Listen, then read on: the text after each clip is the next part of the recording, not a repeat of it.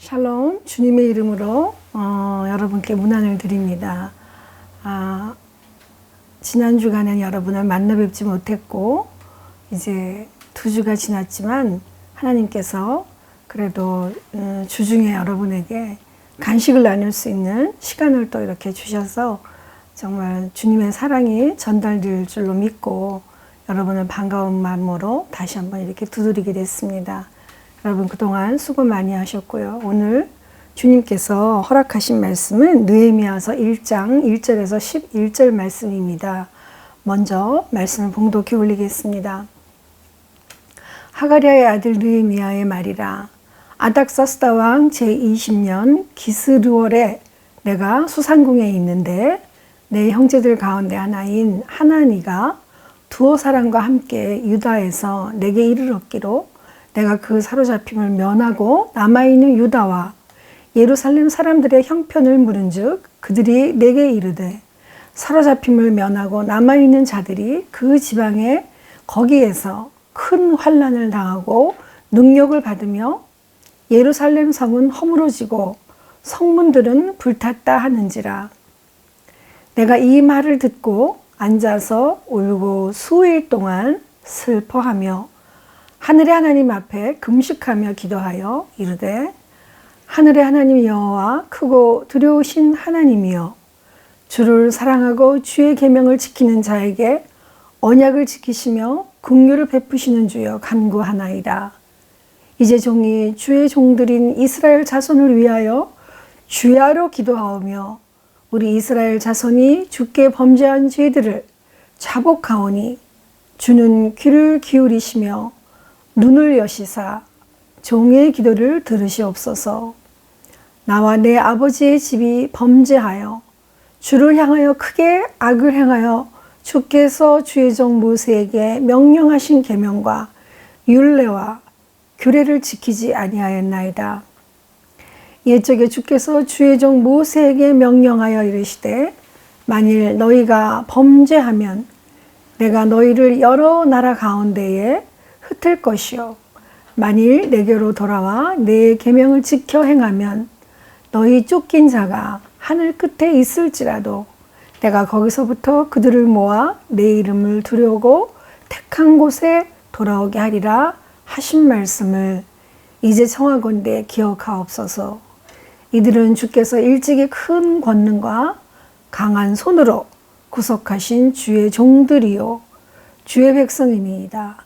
주여 구하오니 귀를 기울이사 종의 기도와 주의 이름을 경외하기를 기뻐하는 종들의 기도를 들으시고 오늘 종이 형통하여 이 사람 앞에서 은혜를 입게 하옵소서 하였나니 그때에 내가 술 관원이 되었나이다.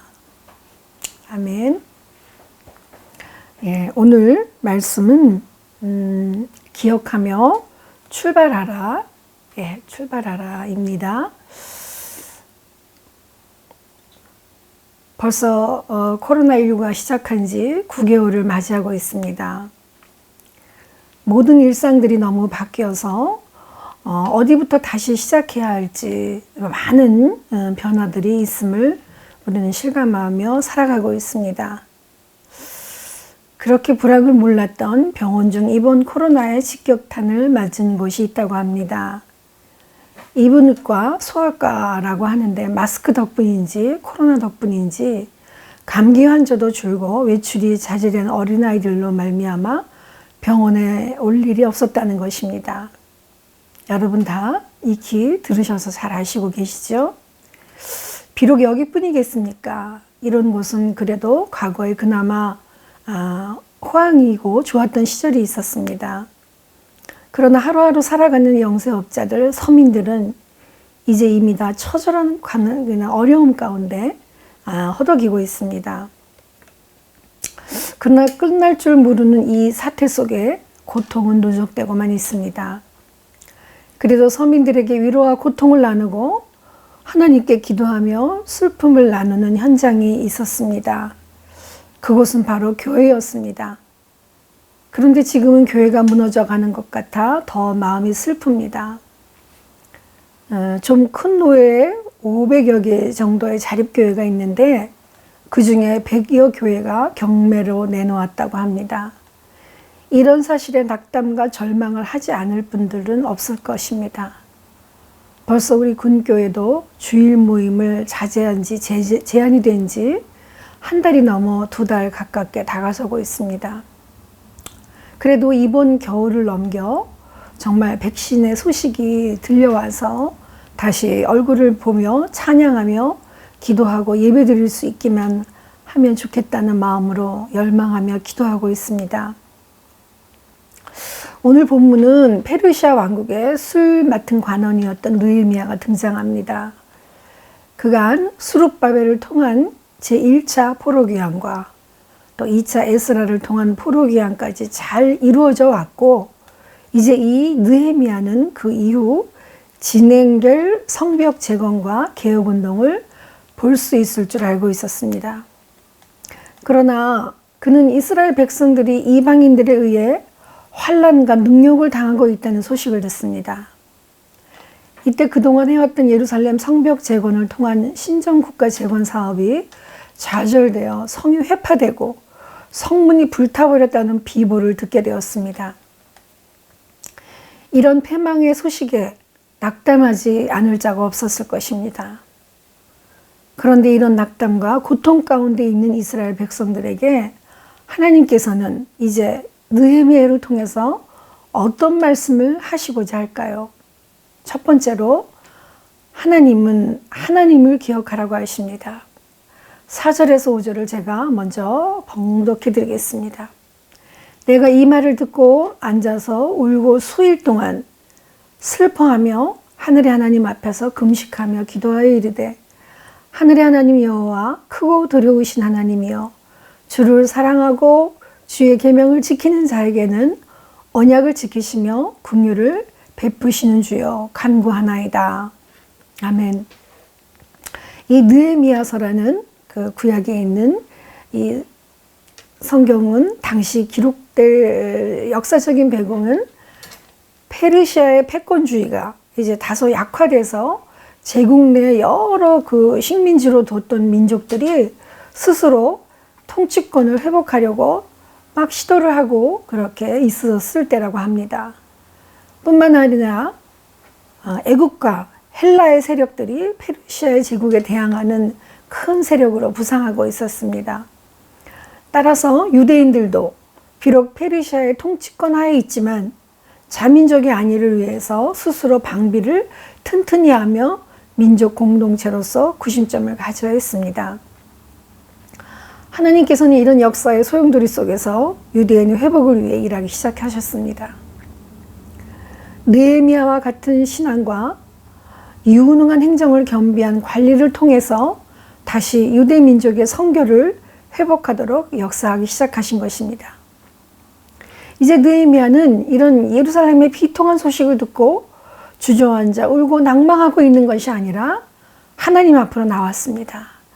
하나님 앞에 울며 금식하며 기도하기 시작했습니다. 그는 하나님의 권위와 영광을 찬양하며 하나님을 회상했습니다. 하나님에 대한 회상은 느헤미야를 깨닫게 하고 더 간절히 기도하게 앞으로 나가게 했습니다.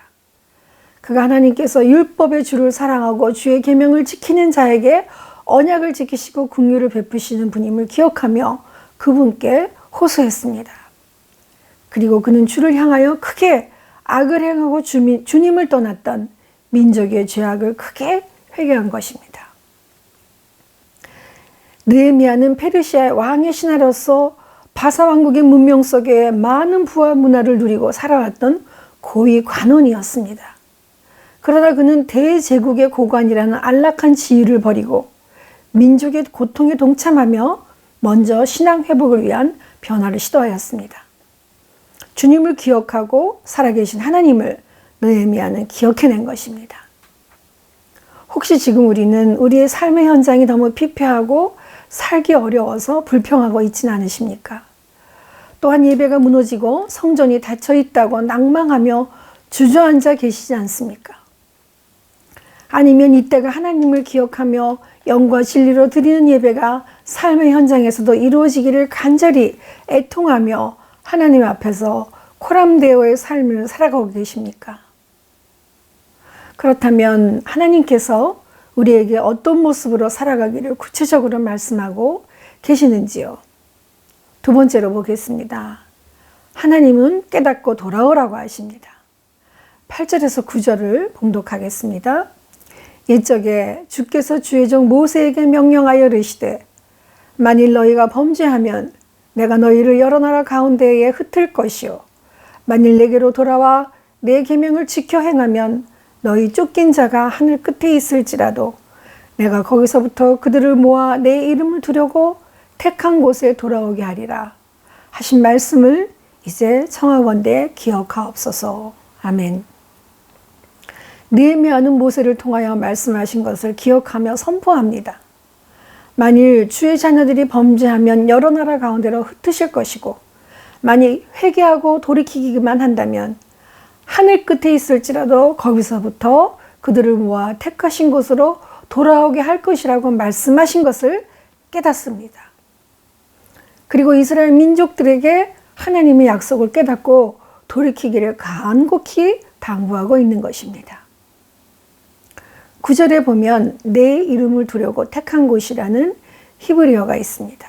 여기서 그 히브리어 이름이라는 호칭은 이제 그 인격 자체, 본질이라는 의미를 갖는다고 합니다.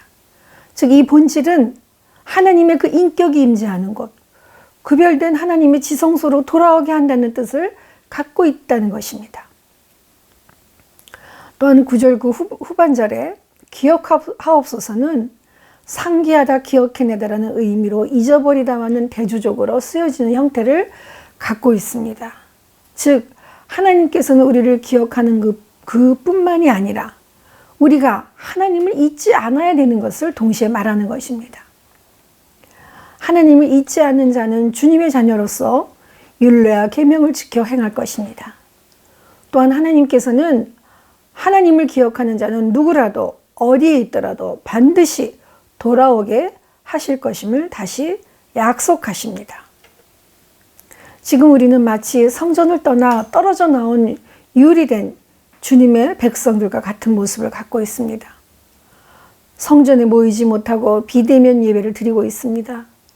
화면으로밖에 만날 수 없는 상황에 이르르고 있습니다. 또한 어떨 때에는 그 시간마저 지키지 못해 말씀을 듣지도 못합니다. 때로는 보이는 성전 안에서의 따스함과 위로를 맛볼 수 없기에 무감각해지며 무력해짐을 느낍니다.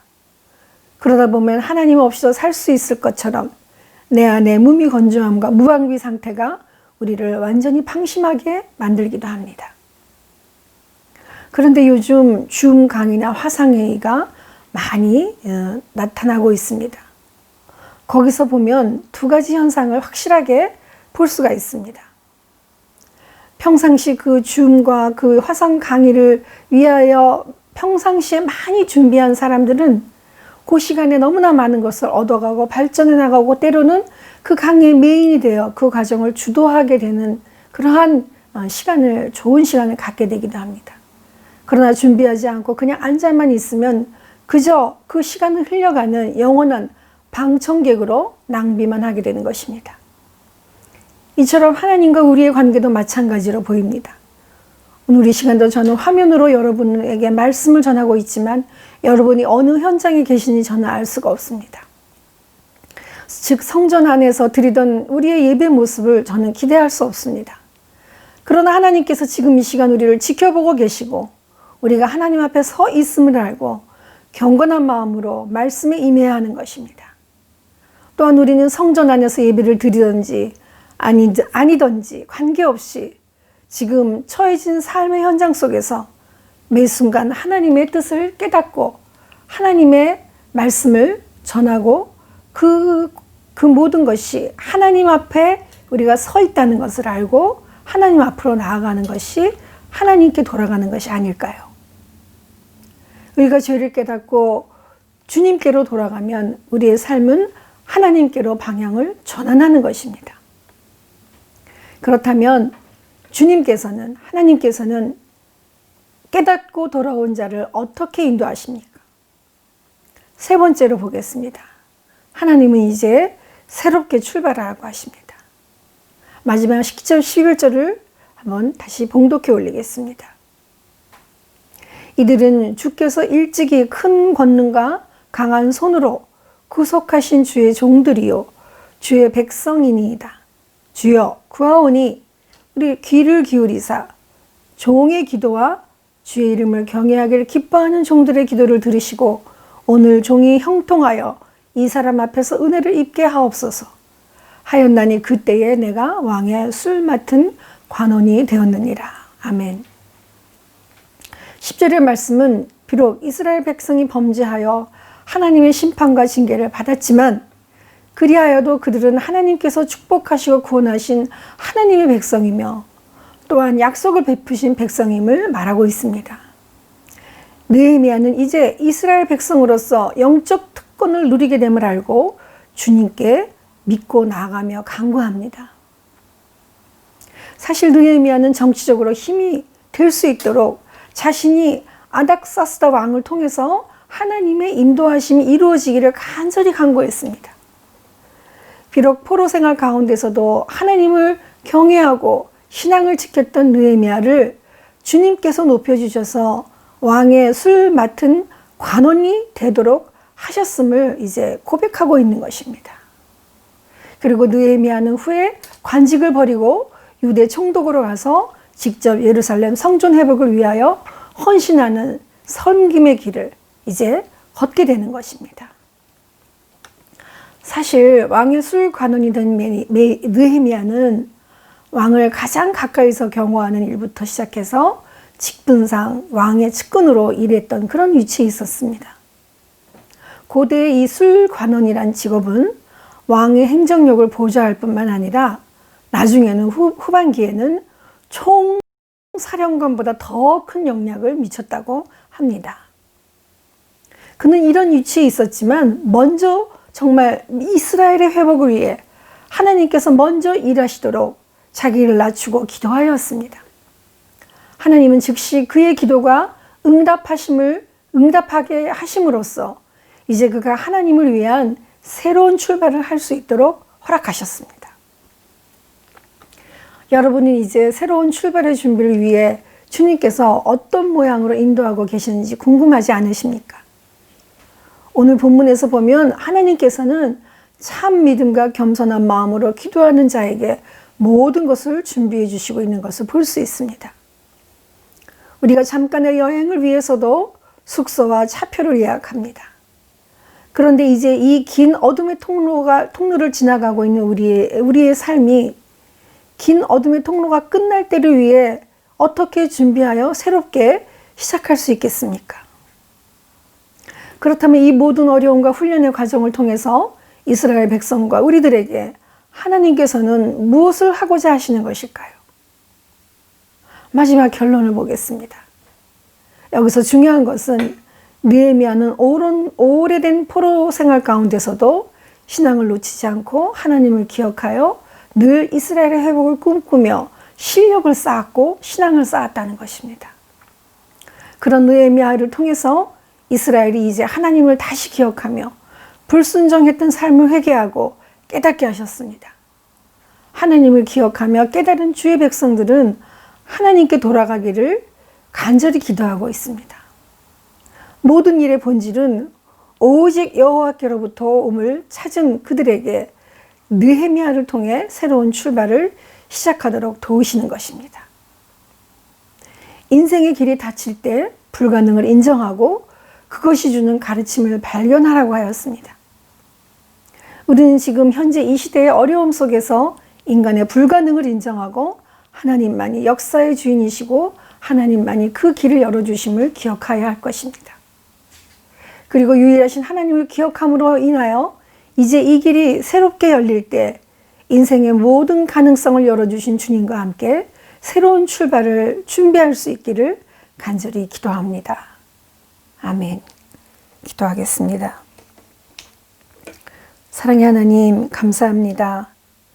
주님께서 정말로 이 마지막 시대에 하나님 신앙을 준비하고 실력을 준비하고 정말로 오직 하나님을 찾고 찾으며 하나님을 기억하는 자에게 하나님 새로운 출발을 명령하심을 보게 되었습니다.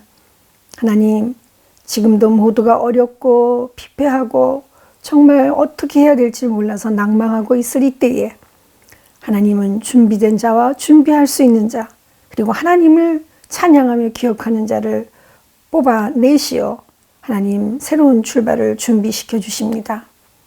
하나님, 우리도 그런 자에 들어갈 수 있도록 하나님 앞에 무릎 꿇고 우리의 하나님을 온전히 경배하고 우리 하나님의 그 무한하신 지혜와 총명과 넓은 그 하나님의 사랑을 다시 한번 저희들이 깨닫고 주님 앞에 회개하며 돌이킬 수 있도록 주님 도와주시옵소서. 그리하여 이 모든 일의 끝도 하나님이시요 이 모든 일의 시작도 하나님이심을 선포하며 나아갈 수 있도록 주님 은혜 위에 은혜를 더하여 주시옵소서. 오늘도 함께 하심으로 말씀으로 허락하신 우리 주 예수 그리스도 이름으로 감사하며 기도드리옵나이다. 아멘.